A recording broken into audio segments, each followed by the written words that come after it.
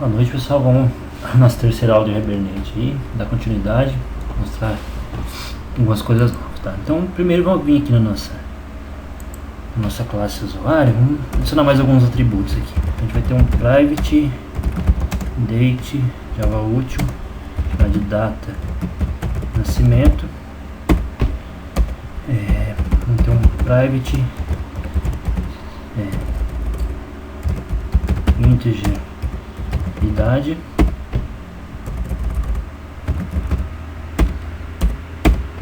tá? E aqui eu vou criar um menu, vou chamar de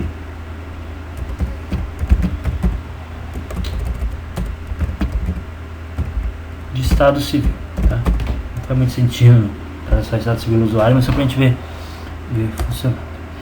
Tenho que colocar o nome estado civil. Okay? Então aqui você vai reclamar de erro, então vamos vir aqui em cima na variável, dar um Ctrl+, mandar criar um menu, tá bom? Ele vai criar o mesmo pacote, a gente está no modelo, ok? Beleza? Então aqui vamos criar apenas dois valores. Vou colocar solteiro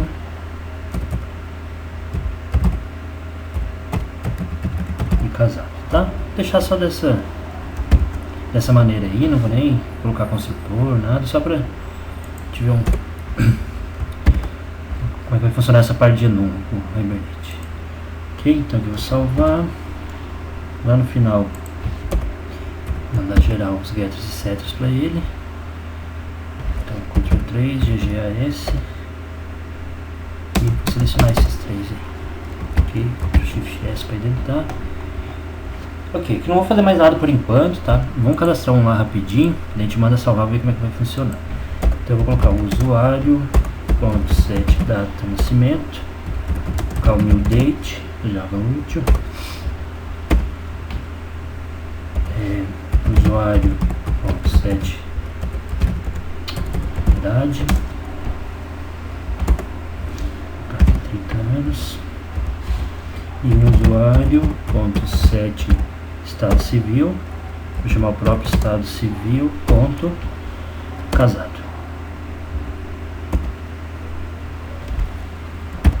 Ok? Beleza. Vamos mandar salvar agora. Vamos deixar aqui por enquanto, pessoal, como create. Tá fazendo alterações aí, senão vai ficar reclamando.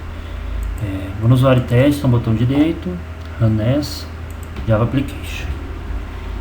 Beleza, já inseriu pra gente, já criou as novas tabelas, então a gente vem aqui no banco e mandar rodar, tá vendo? Ele já salvou. Ok, primeira coisa, pessoal, geralmente a idade a gente não precisa salvar no banco, né? A gente consegue pegar a data de nascimento, com a data atual a gente consegue calcular a idade da pessoa, então seria um gasto de memória desnecessário aí, tá? Então como que a gente pode fazer isso? Se a gente quiser que algum atributo da classe não seja salvo no banco, tá? Aqui eu vou fazer uma coisa, pessoal, as anotações elas funcionam tanto em cima do nome da propriedade como em cima dos gets, tá? Não do set, do get vai funcionar também, tá? Em geral eu acho que a classe fica um pouco mais limpa se a gente usar em cima dos gets, tá? Então eu vou tirar as anotações lá de cima do ID e vou colocar aqui no get ID, ok? Vou salvar e vou vir aqui nessa no get idade, tá? Eu vou informar que eu não quero que ele seja salvo no banco, então aqui em cima eu vou informar um arroba transient, tá? Do Java Persistent, não do Java Beans, tá? Vamos pegar errado. Ok? Então com isso aqui, vou rodar novamente lá. Vocês vão ver que ele não. Por isso que eu mandei para create lá, tá, pessoal? Senão, como ele já tinha criado antes, ele não ia apagar. Então a ideia agora ele vai criar sem essa coluna idade. Ok? A gente pode até deixar aqui, ó, deixar ele setando a idade, mas ele não vai salvar, tá? Então vou dar um run as, Java application. Ok, estão vendo aqui, ó? Na consulta a gente já vê que ele não inseriu a comunidade. A gente vem aqui atualizar, a gente também está vendo que não tem, ok? Existe uma outra maneira que a gente pode fazer também, que ao invés de a gente colocar a anotação aqui, deixar só comentado, a gente pode vir aqui no atributo e definir um transiente para ele, tá? Esse aqui do Java mesmo, ok? Vou definir como transient, vou rodar novamente, a gente vai ver que ele também não vai gerar, tá? Então, application aqui,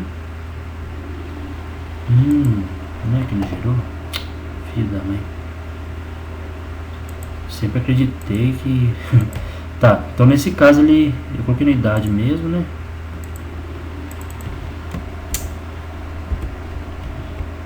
Aqui se eu fiz em cima, aqui ele não vai aceitar, não vai adiantar, tá?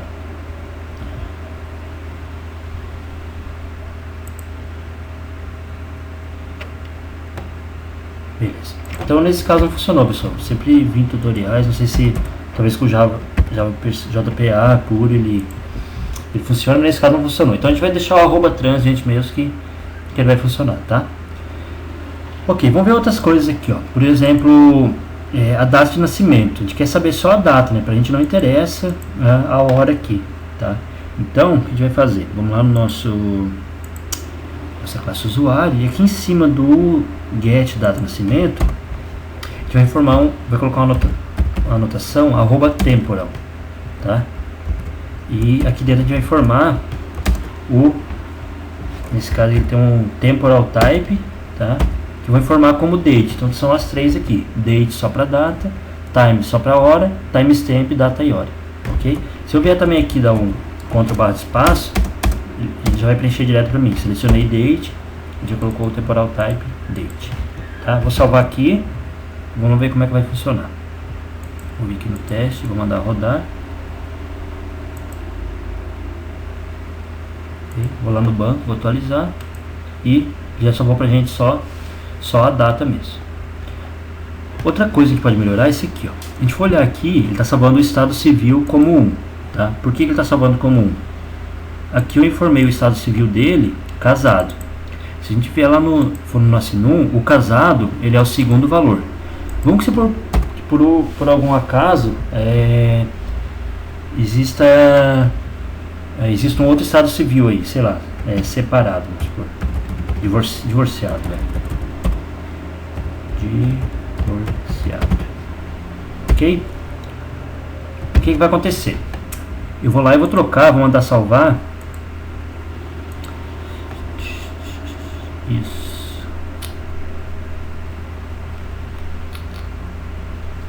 Acho que vai funcionar. Eu vou trocar minha estratégia lá só pra gente ver os dois registros. Eu vou explicar o que vai acontecer. Eu vou mandar para update aqui e vou trocar de casado aqui para divorciado, ok? E vou mandar salvar lá. Então Ranes Java Application, ok? Ele foi lá e inseriu. Ele manteve o registro que já tinha, tá? Olha o que aconteceu aqui, ó, interessante, ó. Primeiro a gente salvou o registro 1, o estado civil dele, ele salvou um que representa o que? A gente mandou inserir como casado, né? Quando a gente veio e mandou inserir outro aqui como divorciado, e ele inseriu um também. Então no banco o que aconteceu? A gente mandar buscar, os dois vão estar como divorciado, entendeu? Então isso aqui não é interessante. Então toda vez que a gente for lá e mudar a ordem do enum, vai acontecer isso, tá? Então os dados não vão ficar consistentes lá. Para isso, a gente vai colocar uma anotação aqui para mandar salvar como string lá no banco, tá? E não como número, tá? Então a gente vai vir ter uma anotação aqui, @enumerated, tá? E aqui dentro a gente tem duas opções: ordinal, que é o que ele já está fazendo, e opção string, tá? Então a gente vai selecionar essa opção string.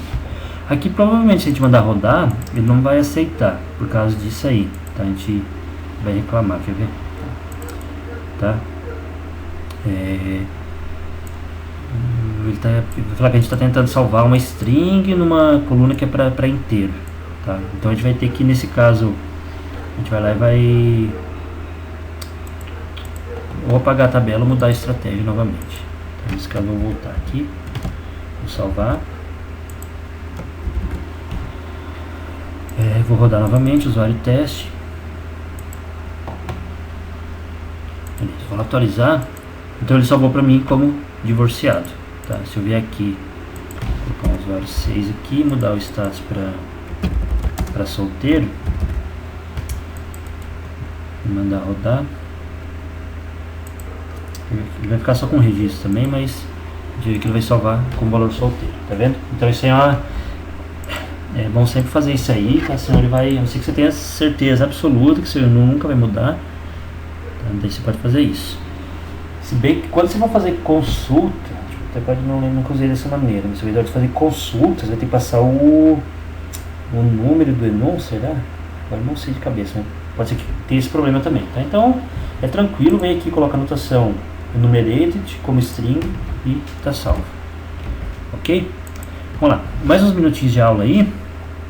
Outra coisa que a gente pode fazer, pessoal, então como eu falei, ó, ele está pegando o nome da tabela, tá? Ele está pegando o nome da classe e para as colunas ele está pegando o nome dos atributos. Tem como a gente mudar isso aí, tá? Uma das maneiras de fazer, eu vim aqui no meu entity e informar um atributo name, tá?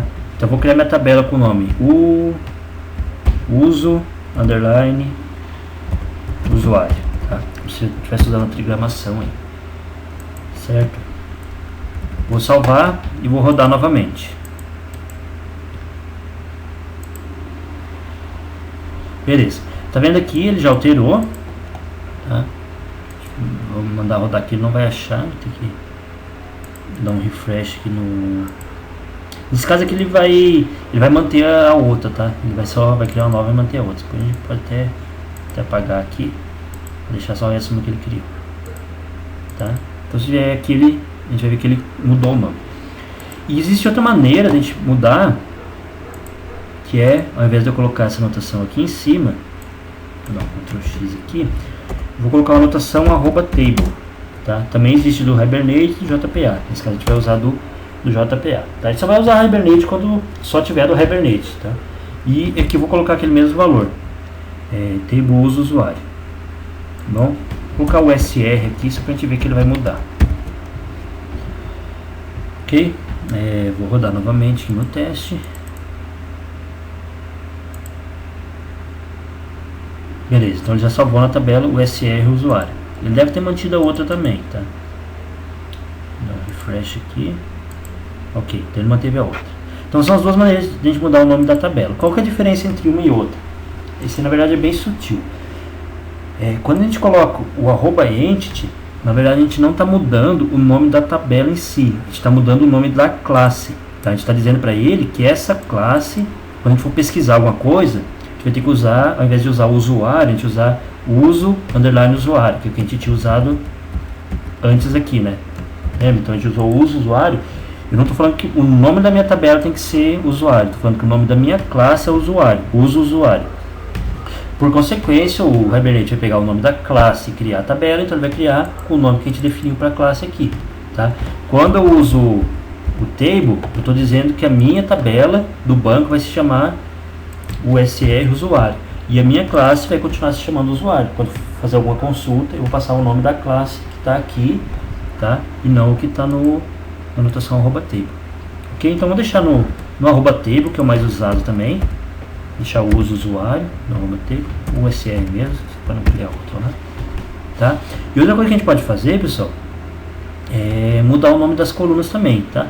Quando a gente tem um nome simples assim, por exemplo, nome, idade nem está criando, né? Quando é um nome só, a gente não precisa mudar, que já vai ser normal. Mas geralmente é comum a gente ver, quando é um nome composto assim, ó, a gente separar por underline, tá? Então a gente tem uma anotação aqui, @column, tá? Javax Persistence, e vou informar um name para ela. Nesse caso eu vou chamar de data underline nascimento. Ok? E a mesma coisa para o estado civil. Tá? Aqui, pessoal, a ordem das anotações não importa, eu posso colocar quantas eu quiser também, tá? Isso aí é tranquilo. Então aqui eu vou colocar uma @column também. Vou chamar o name de estado underline civil. Ok? Vou mandar salvar lá. Nesse caso aqui não vai criar outra tabela, tá, pessoal? Isso aqui não é qualquer alteração que vai fazer ele criar outra tabela, só quando eu estiver alterando o @entity ou o @table lá. Ok? Então vou mandar aqui para o usuário 1. vai aqui na tabela do zero de novo, vou mandar rodar. Run as, Java Application. Ok, então a gente olhar aqui, ó, no console, ele já mudou o nome da tabela e mudou o nome das duas colunas que a gente alterou lá. Ok? E o ID ele não passa aqui, que ele mesmo gera. A gente vê aqui no banco também, então a gente vai ver aqui. Vou atualizar. Vou deixar só o SR. Vou apagar esse aqui. Então, vou mandar rodar. Ok? Então aqui ele mudou para estado civil e data underline nascimento. Ok, pessoal? Então essa aula eu vou ficar por aqui. Sempre fazer umas aulas uns 15, no máximo 20 minutos. A gente já viu várias anotações novas aí. Então a próxima aula a gente já dá sequência aí com mais coisas. Ok? Obrigado aí e abraço a todos.